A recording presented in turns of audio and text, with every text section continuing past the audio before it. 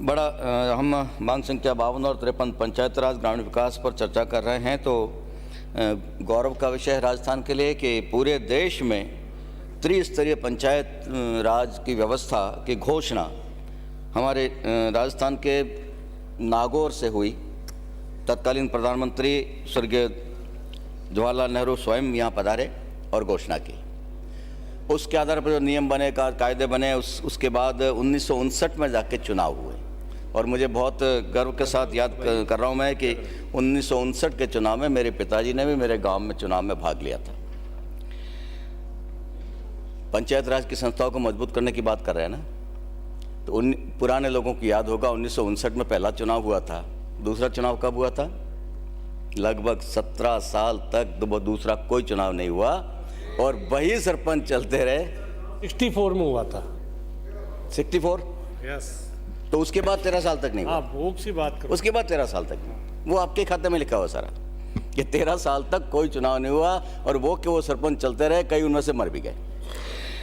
तो धन्यवाद देना चाहिए, याद करना चाहिए स्वर्गीय भैरव सिंह शेखावत को कि संविधान संशोधन के बाद उन्होंने नगरपालिका और पंचायती राज दोनों के लिए राज्यसभा विधानसभा से भी कानून पास कराए और इतने मजबूत कानून पास कराए कि सारा देश, सारे दूसरे स्टेट उस कानून को देख के सीखते रहे और उसमें ऐसे सारे प्रोविजन डाले कि कभी भी ये संस्थाएं कमज़ोर नहीं हो सकती। नियमित समय पर आपको चुनाव कराना है। विधायक का पद, सांसद का पद 6 महीने से ज़्यादा खाली नहीं रह सकता, तो वैसे ही सरपंच का पद खाली नहीं रह सकता, प्रधान का पद खाली नहीं रह सकता, प्रमुख का पद खाली नहीं रह सकता। ये प्रावधान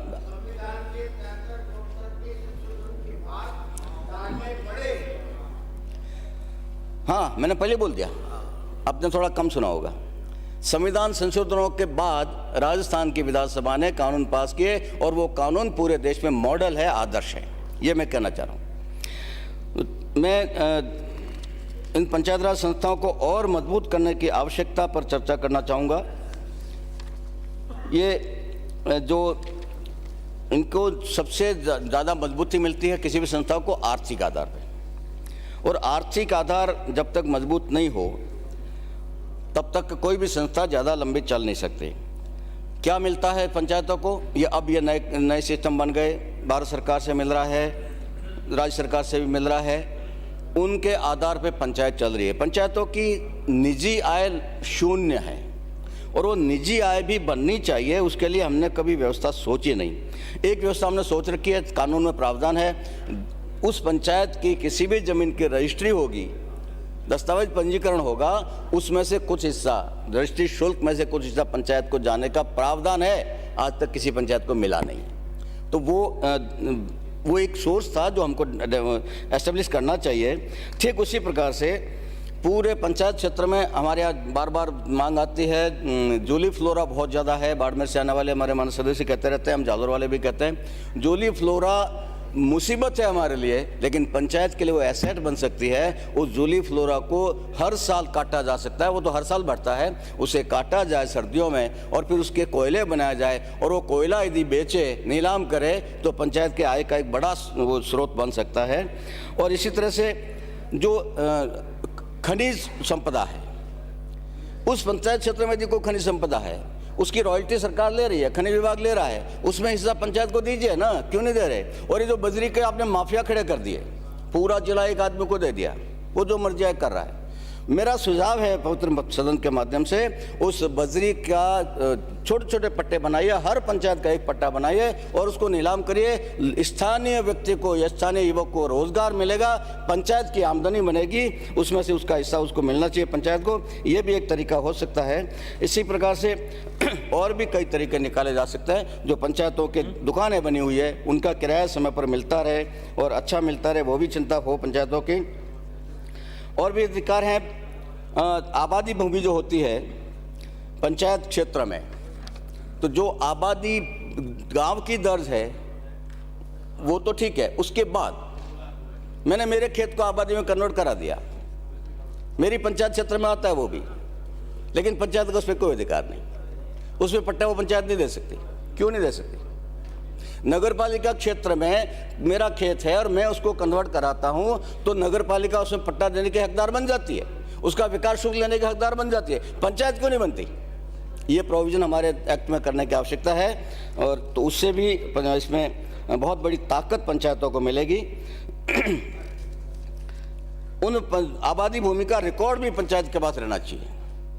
पूरी पंचायत में जितनी भी आबादी भूमि है उसका पूरा रिकॉर्ड, एक एक खसरे का रिकॉर्ड, एक एक इंच ज़मीन का रिकॉर्ड, जैसे पटवारी के पास होता है वैसे पंचायत भवन में भी होना चाहिए। और इसी प्रकार से जो गोचर भूमि है उस पंचायत क्षेत्र की, अब शुरू में तो अतिक्रमण होते जाते। सभापति महोदय, मैं प्रस्ताव करता हूं कि सदन का समय मांग संख्या 52 पंचायत राज विभाग और मांग संख्या 53 ग्रामीण विकास विभाग की मांगें पारित होने व आज की कार्यसूची पूर्ण होने तक बढ़ा दिया जाए। सभापति महोदय, गोचर भूमि की बात कर रहा था मैं, उसको पहले तो अतिक्रमण हो जाते थे, लेकिन उसको रोकने के लिए अच्छा हमने कदम उठाया है कि उसको तारबंदी से हम कवर करवा देते हैं, तो कम से कम नया अतिक्रमण तो नहीं हो, तो उसमें भी और अच्छा उसका सदुपयोग हो और उसमें से भी कुछ इनकम निकल सके, उसके लिए पंचायत के लिए ऐसा कुछ हमको करना चाहिए। गांवों में भवन बनते हैं, उसकी इजाज़त देने का, उसके कोई बायलॉज बनाने का कोई अधिकार पंचायत को नहीं। जिसकी जैसी मर्जी वैसा मकान बना दे और बड़ा बना दे, छोटा बना दे, बाहर निकाल दे, कुछ भी कर ले, पर पंचायत के पास कुछ बड़ा अधिकार उसमें नहीं है। उसके भी अधिकार दिए जाने की आवश्यकता है, उसको भी रेगुलाइज किए जाने की आवश्यकता है। और ऐसे ही जो नीति निर्देशक तत्व है हमारे भारतीय संविधान के अनुच्छेद 40 में पंचायत राज के लिए, उसमें जो प्रोविज़न है पंचायती राज को संवैधानिक दर्जा दिया जाए, उसको लेके भी हमको और कुछ अच्छा काम करने की आवश्यकता है। और जो विषय हमने दिए हैं पंचायती राज को, कागजों में हमने बहुत सारे विभाग दे दिए, प्रारंभिक शिक्षा दे दी, आयुर्वेद दे दिया, चिकित्सा विभाग दे दिया, कागजों में बहुत अच्छे से दे दिया हमने, लेकिन उनका एक्चुअल कंट्रोल, वास्तविक नियंत्रण अब भी पंचायतों के पास नहीं आया है। पंचायती राज संस्थान को और अधिक मजबूत करने की आवश्यकता है। पट्टा देने के जो नियम है, मैं बहुत गर्व के साथ कहना चाहूँगा सभापति महोदय, आप भी शायद उसमें थे सदन में, जब ये 96 में जब ये प्रस्ताव कानून बन रहा था पंचायत राज का, तब जो हमारे विधायक दल में डिस्कस हुआ था, तब मैंने निवेदन किया था माननीय मुख्यमंत्री जी उस समय के भैरव सिंह शेखावत साहब से कि गाँवों में बड़े लोगों के पास तो पट्टे हैं, SC ST OBC किसी के पास पट्टा नहीं है। उनका मेरे गांव में मेरा जो पुश्तैनी मकान है उसका भी पट्टा नहीं है। और मैं बनवाने गया, जब मेरे भाई की बैंक में नौकरी लगी और लोन लेने की आवश्यकता हुई, हम लोन मांगने गए बैंक में, तो उन्होंने कहा कि पट्टा लाओ। पट्टा मांगने गए तो पंचायत ने कहा पंचायत समिति में जाओ। पंचायत समिति में गए तो बोले 25,000 रुपये लगेंगे DLC रेट के आधार पर। वो प्लॉट 5-7 हज़ार का था उस समय, उस ज़माने में। तो मैंने कहा मैं नहीं बना सकता। भैरव सिंह साहब को बात समझ में आई और उन्होंने इसमें बाकायदा एक्ट में प्रोविज़न किया, उसमें 50 रुपये और 100 रुपये का शुल्क रखा था। जो हमने आज 300 गज तक की ज़मीन का, पुश्तैनी मकान का, ज़मीन नहीं पुश्तैनी मकान का पट्टा बनाने का 200 रुपये 400 रुपये ऐसा कुछ अपने किया है, वो कोई ख़ास बात नहीं है। लेकिन जो खास बात मैं कहना चाह रहा हूँ सभापति महोदय, 26 साल हो गए उस कानून को लागू हुए। 26 साल बाद तो एक भी पुश्तैनी मकान किसी भी गांव में बिना पट्टे के नहीं बचना चाहिए था, लेकिन आज भी है। सरपंच, ग्राम सेवक रुचि नहीं लेते उसमें। जो प्रभावशाली लोग हैं दबाव डाल सकते हैं, किसी तरह से मैनेज कर सकते हैं सरपंच और ग्राम सेवक को, उनका तो पट्टा बन जाता है। बाकी जो गरीब आदमी है, जिनको वास्तव में ज़्यादा आवश्यकता है, वो सब वंचित रह जाते हैं। क्यों नहीं इसको अनिवार्य किया जाए? पर सरपंच और ग्राम सेवक के, जिसको आपने अधिकारी बना दिया, वो ग्राम सेवक था तब भी ताबे नहीं आ रहा था, अब उसने आपको ग्राम विकास अधिकारी बना दिया है, तो उसको ACR में लिखा जाए कि तेरी पंचायत में एक भी पट्टा, पुश्तैनी मकान का एक भी पट्टा बाकी नहीं है। वो पुश्तैनी मकान का पट्टा बनाने में ग्राम सेवक को बहुत जोर पड़ता है, सरपंच को बहुत जोर पड़ता है, और दूसरा पट्टा बनाना है तो तैयार है, कब्जे के पट्टे बना लेगा, बाकी सारा वो खेल कर लेगा। तो इस बारे में भी चिंता करी जाने की आवश्यकता है, इसको अनिवार्य करने की आवश्यकता है। और मैं निवेदन करना चाहता हूँ कि सरपंचों को भी अधिकार देने की आवश्यकता है। सरपंचों के साथ साथ जो त्रिस्तरीय हमने व्यवस्था की है, तो पंचायत समिति सदस्य और जिला परिषद सदस्यों को भी अधिकार देने की आवश्यकता है। हमने जालौर में एक प्रयोग किया था, जब हमारे ऊक सिंह जी देवल हमारे जिला प्रमुख थे, तो जिला परिषद में जितना भी पैसा सरकार से आता था, 31 मेंबर है हमारे जिला परिषद में, पूरे 31 भाग करते थे उसके। 31 लाख आए, 1-1 लाख सबको दे दिया। आपकी अनुशंसा पर वो 1 लाख रुपया खर्च होगा। अघोषित रूप से हमने अधिकार दिया था, मैं विधायक था उसमें, हमने दिया था। वैसा कानून में प्रावधान क्यों नहीं हो सकता कि उनकी अनुशंसा पर भी कुछ काम होंगे, विकास के कामों के लिए चाहिए, तो वो कुछ पावर उनको मिले। उनको कुछ गांव से इतनी दूर से 50-60 किलोमीटर दूर से, मेरी पंचायत समिति सायला बहुत लंबी चौड़ी है, इस पार से उस पार तक 70-80 किलोमीटर लंबा है। अब वो इस कोने से उस कोने तक जब वो आदमी मीटिंग में भाग लेने के लिए जाता है, और खासकर महिला जब जाती है तो उसको तो साथ में और कोई जाते ही उनके सहयोगी, तो वो जो सारा खर्चा है उनके माथे पड़ता है। उसकी बारे में भी हमको, उनके टीएडीए के बारे में, उनके मानदेय के बारे में, बैठक में भाग लेने के मानदेय के बारे में, बैठक के अतिरिक्त भी अब राजनीति पार्ट टाइम जॉब नहीं रह गया है, अब राजनीति फुल टाइम जॉब होता जा रहा है। जो सरपंच के लिए हो, चाहे पंचायत समिति मेंबर के लिए हो, चाहे जिला परिषद मेंबर के लिए हो, चाहे प्रधान प्रमुख के लिए हो, चाहे विधायक सांसद के लिए हो, तो फुल टाइम जब वो राजनीति में अपना समय लगाएगा तो उसको अपने कुछ खर्चे निकालने लायक उसको मिल जाए, उसकी चिंता हमको करनी चाहिए। और इस बारे में हमको गंभीरता से विचार करना चाहिए। सरपंचों को अधिकार भी मिले और आर्थिक रूप से भी सरपंचों को, पंचायत समिति सदस्यों को और जिला परिषद मेंबरों को भी, प्रधान प्रमुखों को भी कुछ अपन मजबूत करें, कुछ सहयोग करें, ऐसी कुछ व्यवस्था हमको सोचनी चाहिए। मैं जालौर जिले के हमारे भारतीय जनता पार्टी चारों विधायकों की तरफ से सरकार से मांग करता हूँ कि हम इस मांग के पक्ष में हैं और इस पर आपको विचार करना चाहिए। सभापति महोदय, मैं निवेदन करना चाहता हूं, मुझे याद आ रहा है जब मैं LIC में नौकरी करता था, फिर मेरा बैंक में सिलेक्शन हो गया, मारवाड़ ग्रामीण बैंक में मैनेजर बनकर जब मैं गया तो मेरी ट्रेनिंग हुई उदयपुर में, 1.25 महीने में वहाँ मुझे एक फ्रांस का नागरिक मिल गया। वो घूमने आया था और हम शाम को 5 बजे बाद फ्री होते थे तो मिल गए। मैंने उनसे बहुत सारी बातें की, 2-3 दिन तक हम साथ रहे और उसमें मैंने एक सवाल उनसे पूछा कि फ्रांस में गांव और शहर में क्या अंतर है। उसने एक वाक्य में जवाब दिया, the only difference is of population. शहर में आबादी ज्यादा होती है, गांव में आबादी कम होती है, बाकी कोई फर्क नहीं। अब जरा भारत के गांवों की कल्पना करिए, सड़क नहीं, पानी नहीं, बिजली नहीं, शिक्षा नहीं, चिकित्सा नहीं, रोजगार नहीं और आवागमन के साधन नहीं। महात्मा गांधी ने इसको ग्राम स्वराज्य कहा है, ग्राम विकास की कल्पना वही थी। पंडित दीनदयाल उपाध्याय ने भी इसी को आत्मनिर्भर गांव की बात का संज्ञा दी है, स्वावलंबी गांव की संज्ञा दी है। जिस गांव में पानी की सुविधा पर्याप्त होगी, बिजली की सुविधा पर्याप्त होगी, चिकित्सा सुविधा होगी, बच्चों को शिक्षा के लिए बाहर नहीं जाना पड़ेगा, रोजगार आसपास में उपलब्ध होगा और यदि बाहर जाना पड़े किसी काम से तो आवागमन के साधन और सड़क अच्छी होगी, कोई आदमी गांव छोड़कर शहर में जाना पसंद नहीं करेगा। लेकिन नगरीय विकास की डिमांड से बोलते हुए मैंने मंत्री महोदय कह रहे थे कि शहरों में आबादी बढ़ रही है, इसीलिए बढ़ रही है कि गांव में सुविधा नहीं है। अब गांव की सुविधा बढ़ाइए ना, गांव में ऐसी व्यवस्था कर दीजिए कि शहर आने की आवश्यकता महसूस नहीं, शहर में रहने वाले गांव में भागना पसंद करेंगे। ये परिस्थिति हमको बनाने की आवश्यकता है और उसमें बहुत सारे काम हमको करने की जरूरत पड़ेगी। स्वच्छ भारत मिशन उसी का एक हिस्सा है। अभी कह रहे थे निर्मल भारत वो कागजों में थी योजना, हुआ क्या था उसमें? स्वच्छ भारत में क्या क्या हुआ आपको पता नहीं। हर घर में आपका बन गया टॉयलेट बन गया। गांव हमने, आपकी सरकार ने भी गांवों को ODF घोषित किया है, हमारी सरकार ने भी किया, आपने भी किया, टॉयलेट बने तब घोषित किया है। कोई खुले में शौच नहीं जाएगा। ये उपलब्धि इस बड़े देश में, इतने बिखरे हुए विशाल देश में ये उपलब्धि भारत सरकार कर पाई, उसके लिए बिल्कुल हमको निश्चित रूप से भारत सरकार को धन्यवाद देना चाहिए। पर उसका दूसरा चरण और तीसरा चरण अब भी बाकी है। कम्युनिटी टॉयलेट्स अभी पूरे नहीं बने हैं, बहुत कम बने। सार्वजनिक शौचालय बनने चाहिए और जो गांव का जो पानी है उसका, शौचालय का हो चाहे रसोई का हो या घर के आंगन का हो, उस पानी का प्रॉपर डिस्पोजल उसको अभी तक हम नहीं कर पाए हैं। बहुत सारे गांव कीचड़ से भरे पड़े हैं, बहुत सारे गांव गिना सकता हूं मैं।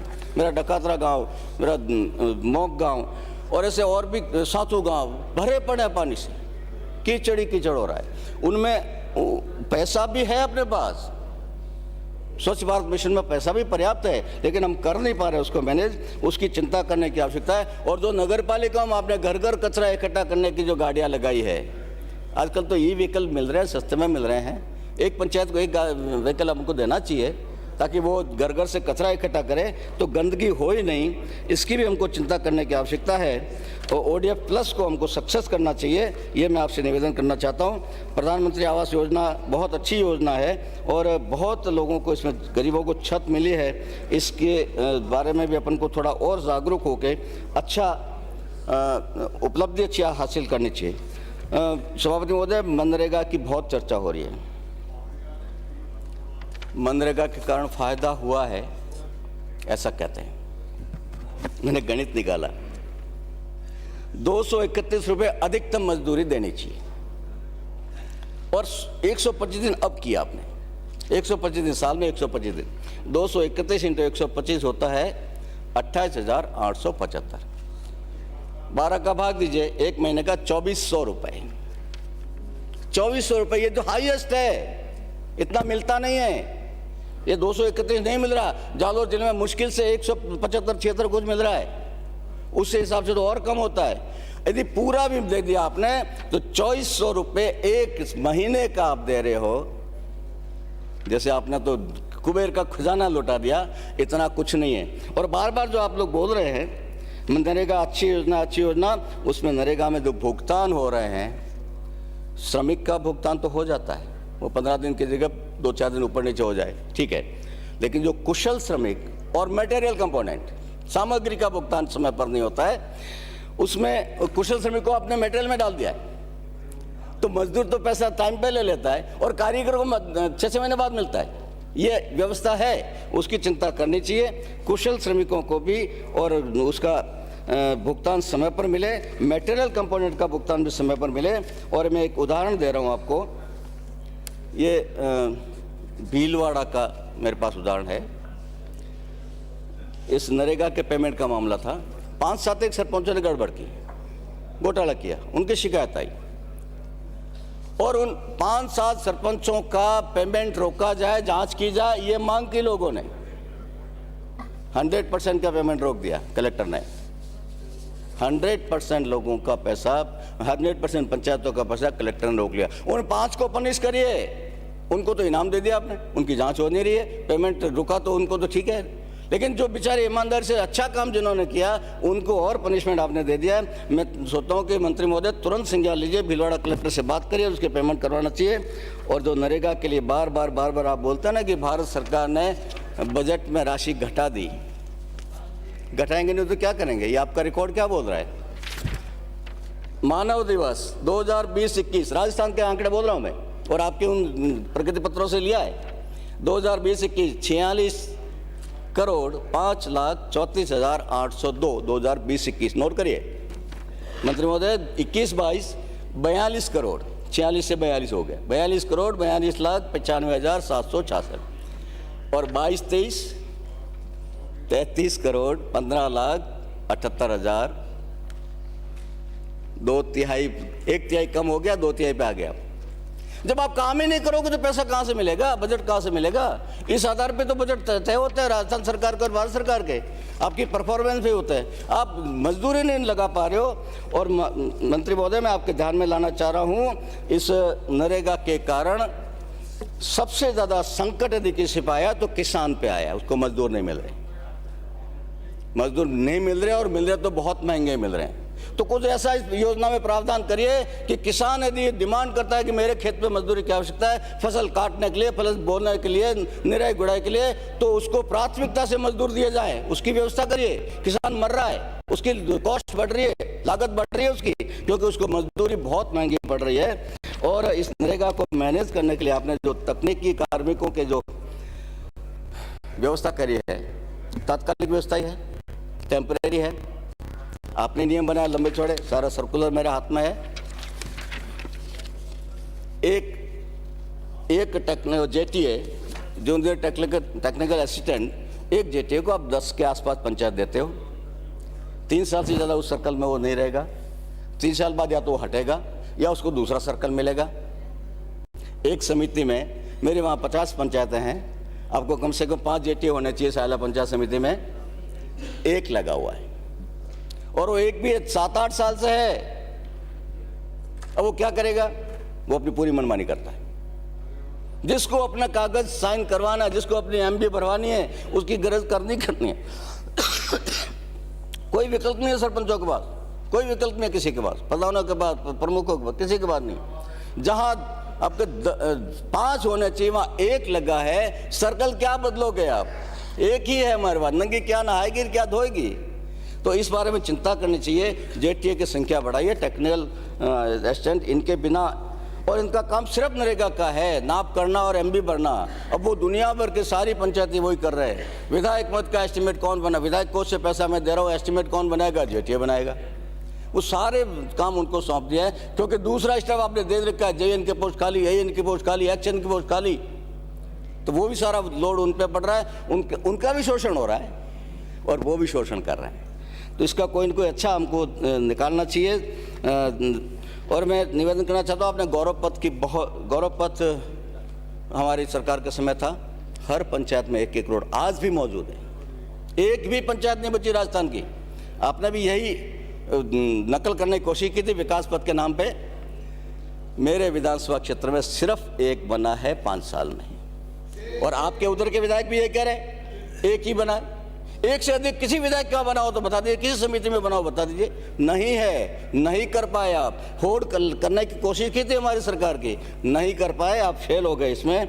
महोदय, राशन डीलर की जो बात चल रही है, तो मैं पहले भी जो राशन इस विभाग के मंत्री थे उनको मैंने चैलेंज करके कहा था, और आज के मंत्री जी को मैं चैलेंज करता हूं, आप अपने परिवार के किसी व्यक्ति को एक राशन की दुकान दे दो और उस राशन की दुकान के आस-पास उसका घर चला के बता दो, कौन आएगा? क्यों आएगा? पहले तो फिर भी थोड़ा बहुत ऊपर नीचे का हो जाता था, अब तो वो अंगूठा आने के बाद, पॉज मशीन आने के बाद तो कुछ संभव नहीं है। कोई राशन डीलर आपको मिलेंगे नहीं भविष्य में। घर का डाल के कौन धंधा करेगा? इसलिए उनका मानदेय बढ़े। और आखिर में मैं निवेदन करना चाहता हूँ, हमारे जो विधायक मद का कोष है उसमें बहुत सारे नियम समय समय पर बदलते रहते हैं। पहले बहुत ईजी होता था, अब बहुत कठिन हो रहा है। लेकिन उसमें अभी हरीश मीणा जी कह रहे थे कि गांव-गांव में पुस्तकालय होना चाहिए। मैंने मेरे विधायक मद से स्कूलों में 1-1 लाख रुपए किताबों को पुस्तकालय में पुस्तकें देने के लिए अनुशंसा की। 1 साल मिल गई, दूसरे साल मना हो गया। सीओ बदल गया, उसको समझ में नहीं आया, उसने यहाँ भेजा पंचायत राज विभाग को, वहाँ से ना आ गया। और उस मेरे ना आने के बाद 2 महीने बाद दूसरे जिले में हो गया, यस हो गया, उन्होंने किताबें खरीद ली। अब बच्चों को अच्छी किताबें देना चाह रहे हैं, प्रेरणादायक किताबें, महापुरुषों की जीवनियाँ, वो अलाउ करिए। और छात्रावास, हर समाज अपने अपने कोशिश करता है। प्रजापति समाज चाहता है उनके बच्चे पढ़ें, उनके लिए छात्रावास बनता है। गांची समाज चाहते हैं उनके छात्रावास बने, राजपूत समाज ने कई जगह बना रखे हैं, विष्णु समाज ने बना रखे हैं, जयपुर में बना रखे हैं। वो तो अच्छे काम है। वो छात्रावासों में कक्ष देने का अधिकार हमको मिलना चाहिए। ये मैं निवेदन करना चाहता हूँ, इस नियमों में संशोधन करके करें। सभापति महोदय, कुल मिला के ये है कि पंचायत राज संस्थान को और मजबूत करने की आवश्यकता है। राजस्थान अग्रणी रहा है पंचायत राज संस्थान की स्थापना करने में, तो राजस्थान अब भी, भैरू सिंह इसमें भी अग्रणी रहा है, हमने उसके नियम बनाने में। अब भी पंचायत राज संस्थान जालौर का, राजस्थान का पूरे देश के लिए मॉडल बने, वैसा कुछ प्रयास हमको करना चाहिए। आपने समय दिया उसके लिए बहुत बहुत धन्यवाद।